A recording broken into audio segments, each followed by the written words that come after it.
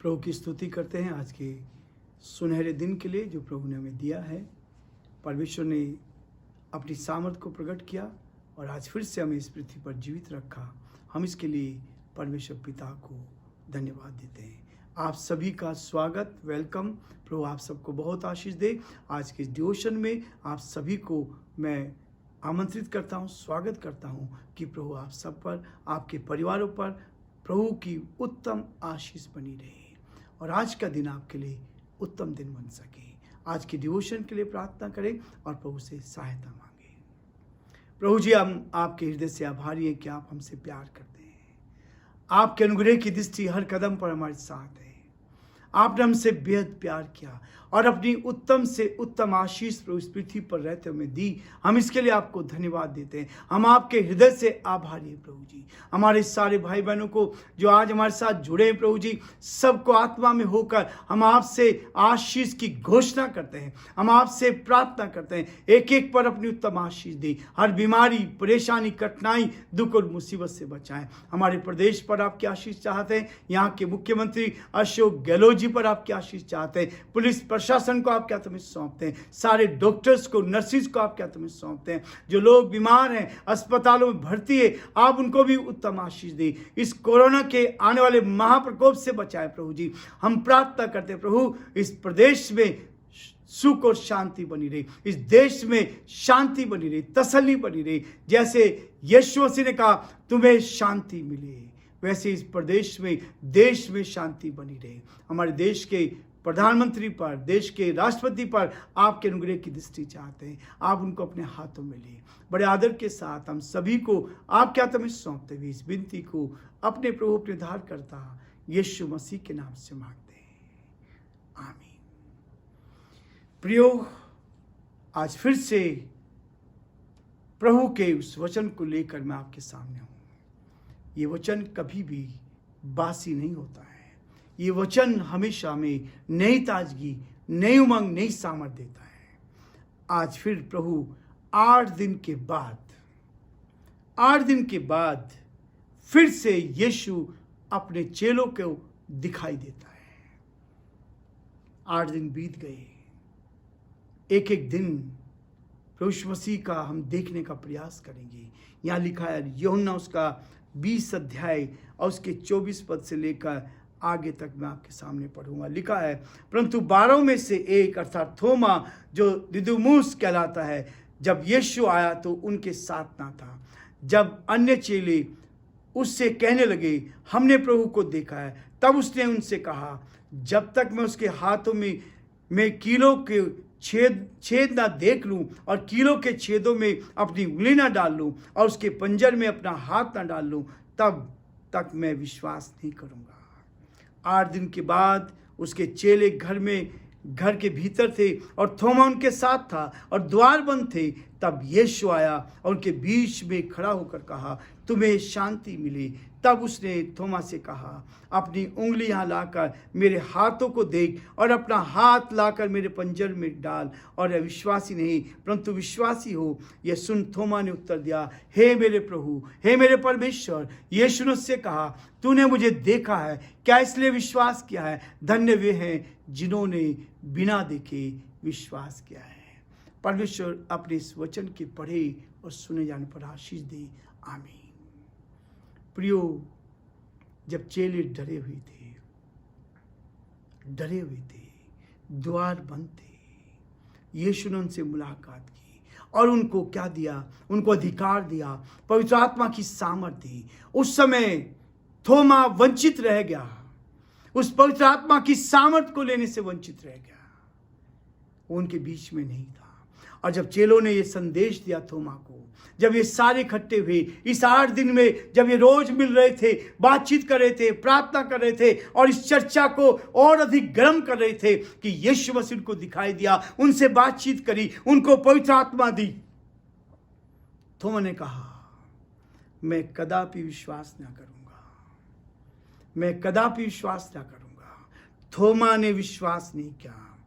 जब उसने कहा कि जब तक मैं उसके हाथों में कीलों के छेद ना देख लूं और कीलों के छेदों में उंगली डालकर ना देख लूं और उसके पंजर में अपना हाथ ना डाल लूं। तब तक मैं विश्वास नहीं करूँगा। प्रियो, ये पंजर जो बेधा गया था, ये पंजर तो विश्वासियों के छुपने का स्थान है।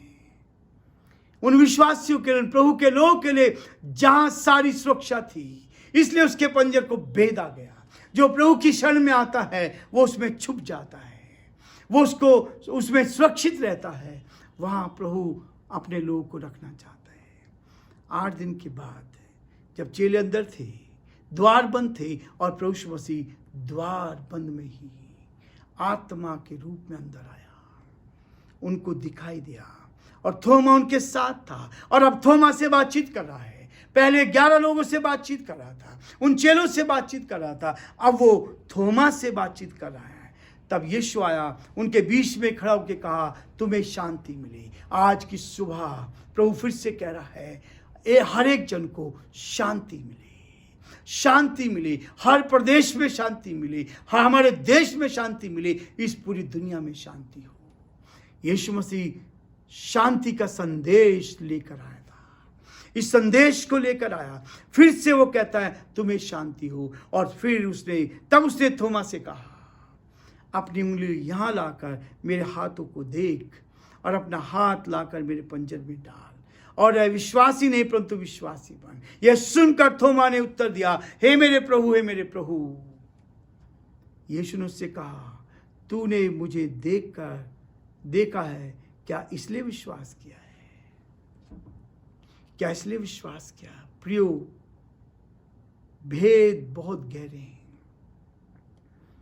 थोमा, जैसा मैंने इससे पहले भी इस बारे में बताया, थोमा हमारे देश भारत में आया, हमारे देश भारत में आया पहली सदी में ही, जब यीशु मसीह का स्वर्गारोहण हो गया और चेलों ने चिट्ठियां निकाली कि किसको कहां जाना है, पूरी दुनिया में फैलने के लिए, पूरी दुनिया में फैलने के लिए। लेकिन थोमा के लिए जो चिट्ठी निकली वो भारत के लिए निकली, हमारे देश के लिए निकली। और पहली सदी में ही थोमा हिंदुस्तान पहुंचा। कैसे पहुंचा? इसकी एक बहुत बड़ी रोचक हिस्ट्री है जो आपको नेट पे मिलेगी। यदि आप इसको खोज करेंगे, थोमा की मिशनरी यात्रा, आप देखेंगे कि वो हिंदुस्तान कैसे आया। हमारे देश के जब उस समय जब राजाओं का राज्य था हमारे देश के ऊपर, एक राजा गुंडा फरस राजा हुआ है, जिसके राज्य में वो चाहता था कि मेरे लिए एक सुंदर महल बनाया जाए, एक सुंदर महल हो। एक व्यापारी व्यापार के उद्देश्य से यरूशलेम में व्यापार करने के लिए जाता था। राजा ने उससे कहा कि यदि तुम्हें कोई कारीगर और कारपेंटर, एक ऐसा व्यक्ति मिले जो दोनों काम जानता हो, उसको मेरे पास लेकर आना, मैं उससे अपना एक महल बनवाना चाहता हूं। राजा का आदेश पाकर व्यापारी यरूशलेम में गया, और यरूशलेम में जब वो खरीदारी कर रहा था, मार्केट में था, उसने बहुत सारा सामान खरीदा, क्योंकि वो व्यापार के लिए लेकर आ रहा था, और जहाज में रखकर उसको हिंदुस्तान आना था। इस बीच मार्केट में, बाजार में थोमा से उसकी मुलाकात हो गई, और थोमा ने क्या किया? थोमा ने उस व्यापारी की मदद की सामान उठाने में, और उस जहाज तक, पानी के जहाज तक लाने में थोमा ने उसकी मदद करी। और जब थोमा उस व्यापारी की सहायता कर रहा था, तब व्यापारी ने पूछा कि आप क्या करते हो? उसने कहा, मैं कारपेंटर हूं और कारीगर भी हूं।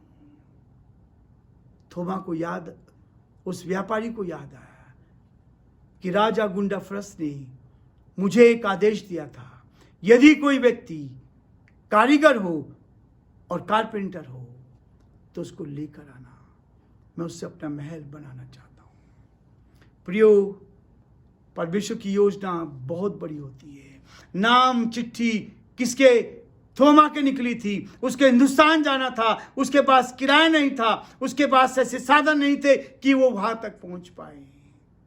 लेकिन परमेश्वर ने रास्ता निकाला। इस व्यापारी ने ही उसका किराया दिया, अपने साथ जहाज में बिठाकर लेकर आया। लेकिन थोमा की सेवा हिंदुस्तान में कि साउथ में केरल में एक गांव में हुई, जहां राजा ने उसको रखा था। लेकिन जिस बंदरगाह पे उतरे थे, उस बंदरगाह का भी, वहाँ का भी राजा दूसरा था। और उस समय जब ये वहाँ पर पहुँचे, तब उस राजा की लड़की की शादी थी। और पहले ऐसा नियम और कानून था कि जिस राजा का राज्य होता था, उस राज्य में जितने लोग होंगे वो सब उसके बेटे की या बेटी की शादी में आमंत्रित होंगे। थोमा और उसके साथ वो व्यापारी, ये दोनों भी वहाँ आमंत्रित थे। थोमा और ये व्यापारी दोनों वहाँ पर पहुँचे। डांस हो रहा था, जश्न मनाया जा रहा था। थोमा एक पलंग पे बैठा था, क्योंकि ये भाषा नहीं जानता था, ये तो केवल इब्रानी भाषा जानता था। जब वहाँ लोग नाच रहे थे, डांस कर रहे थे, एंजॉय कर रहे थे, तभी एक व्यक्ति उठकर थोमा के पास आया। वो नहीं जानता था। उसने उससे कहा, हमारे साथ डांस करो। लेकिन थोमा ने ना भाषा समझा था, मना कर दिया। और उस व्यक्ति ने थोमा के एक बहुत तेज झापड़ लगाया, और थोमा के मुंह से इब्रानी भाषा में निकला कि मैं देख रहा हूं कि कुत्ते तेरा मांस खा रहे हैं। किसी को समझ में नहीं आया, किसी को समझ में नहीं आया।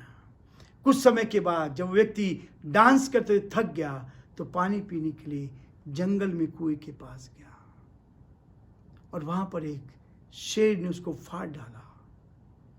एक कुत्ता उसके हाथ की एक बाजू लेकर उसी सभा में जहां डांस हो रहा था आया। वहां एक लड़की थी जो इब्रानी भाषा जानती थी, और जब उसने उस व्यक्ति के हाथ को देखा, उसने कहा, ये तो वही व्यक्ति है जिसने इस व्यक्ति के ऊपर झापड़ मारा था, इसकी बेइज्जती की थी। और उसने कहा था कि ये तेरा मांस कुत्ते खा रहे हैं। वो लड़की थोमा की शिष्य बनी। पहला कार्य प्रभु ने थोमा से कराया, और फिर वो राजा के उस महल में गए। आने वाले समय में यदि प्रभु ने चाहा तो मैं आपको और आगे बताऊंगा इसके बारे में, क्योंकि बहुत ही रोचक, बहुत ही अच्छी स्त्री है कि थोमा ने आकर कैसे कार्य शुरू किया। लेकिन थोमा ने संदेह किया, और संदेह करने वाले लोगों के बीच में ही उसको लाया गया। यहाँ हम इतनी जल्दी विश्वास नहीं करते, लोग विश्वास नहीं करते। यीशु मसीह ने कहा, तुम्हारा विश्वास यदि राई के दाने के बराबर हो तो जो चाहो तुम्हारे लिए हो जाएगा। प्रियो, आज प्रभु मुझे आपको ये संदेश दे रहा है कि हम विश्वास करें और प्रभु की आवाज़ को सुने। प्रभु हम सबको बहुत आशीष